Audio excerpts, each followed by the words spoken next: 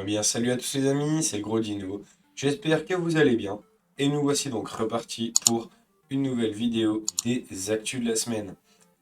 On va commencer avec une nouvelle banlist. Et encore une fois, j'ai envie de vous dire, puisque en ce moment, j'ai l'impression qu'il en sort une par semaine.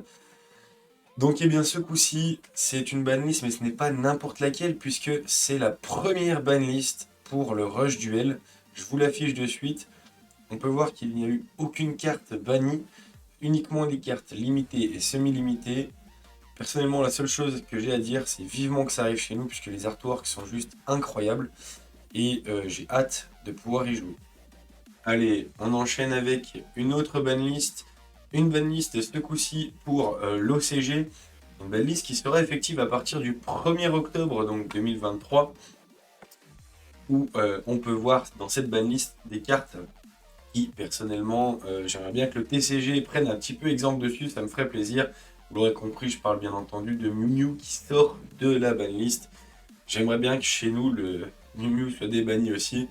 On peut voir à l'inverse que Tyr eh bien, a pris un sale coup, puisque Aguido et Kelbeck, eh bien, c'est au revoir, elles finissent en carte interdite.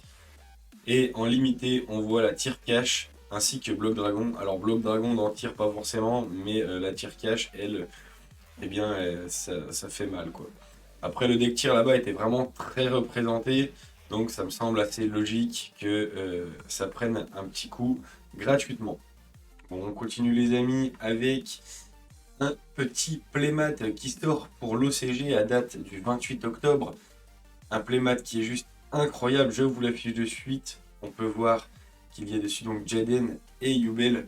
Le playmat est juste magnifique et j'ai vraiment hâte et j'espère très fortement qu'il sortira chez nous parce que je le trouve vraiment juste incroyable et vraiment dingue.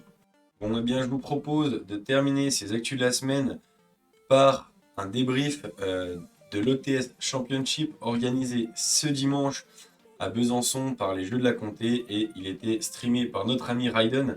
N'hésitez pas d'ailleurs à faire un tour sur sa chaîne Twitch, le lien est dans la description, ça fait toujours plaisir d'aider les copains.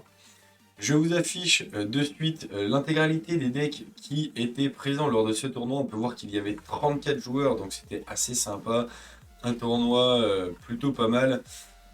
Je voudrais féliciter d'ailleurs donc le premier, c'est Léandre qui jouait Matmec, le deuxième Alexis qui jouait Branded, le troisième Simon qui jouait Dark World, et bien sûr notre quatrième, je pense que le nom n'est pas inconnu, Dorian.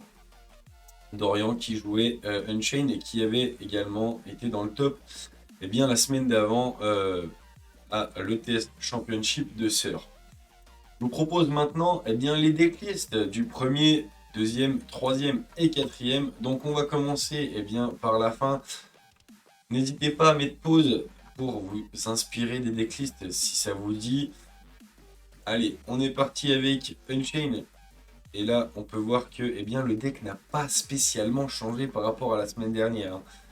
Dorian qui joue à quelques cartes près, il me semble, les mêmes ratios que la semaine dernière. Je vous affiche maintenant Dark World. Dark World, bon, le deck, personnellement, j'ai un peu de mal avec, puisque j'ai l'impression qu'on ne sait jamais trop où on va. Une decklist qui est full go second et aucune entrap, donc pourquoi pas, je connais pas assez le deck pour pouvoir juger, mais je me dis que pourquoi pas.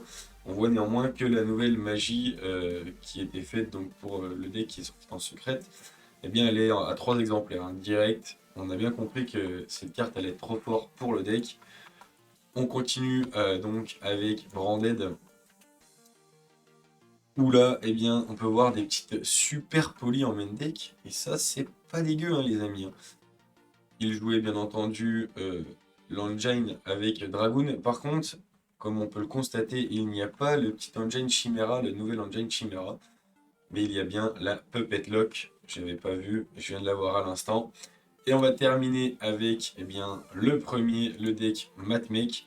Matmec qui avait pris un hit, hein, mais apparemment eh bien, il est toujours aussi costaud. Oh, il jouait 3 cross-out. Je pense que c'était surtout pour éviter des petites cartes telles que Nibiru, Droll euh, et ben, Veiler, puisqu'on voit que Veiler est à un exemplaire, et H. Après, félicitations à lui, hein, honnêtement, en ayant réussi à percer alors que le deck vient de se faire toucher. Franchement, les gars, félicitations. Et bien, c'est tout, les amis, pour ces actus de la semaine. Sur ce, on se dit à la semaine prochaine. N'hésitez pas à aller follow, les amis. Allez, ciao!